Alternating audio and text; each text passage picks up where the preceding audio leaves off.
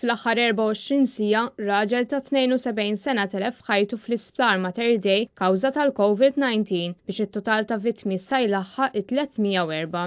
Dan tħabbar mill-Ministeru tas-Saħħa fuq Facebook fejn kien spjegat ukoll kif fl-aħħar sigħat instabu 130 każ pożittiv ġdid, bit-total ta' każi pożittivi f'pajjiżna s'issa jlaħħaq l-20,892. Min-naħa l-oħra, fortunatament fl-aħħar sigħat fiequ 134 persuna biex l-ammont ta' każi attivi bħalissa hu ta' 2521.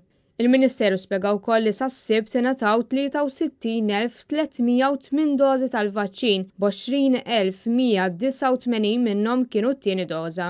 Meta l-Prim Ministru Roberta Bela fid-diskors politiku tiegħu tal-ħadd filgħodu qal li skontu il-proċess tat-tilqim jinsab fl-aqwa tiegħu kemm jien eċitat għal ġimgħat li ġejjin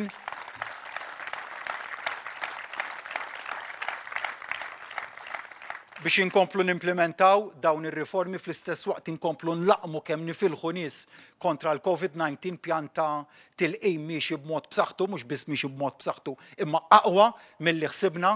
Mhux tal-istess idea l-Union tal-Infermiera u l-qwiebel l-MUMN. Dan hekk kif fis-sqarrija, il-President tal-Union Paul Paċ qal li huwa evidenti li l-proċess miexi bil-mod ħafna. B'kull klinika qed tingħata biss bejn 5 u 6 tilqim kuljum, minkejja l-wiegħda li dawn kellhom jingħataw 8 doża kuljum.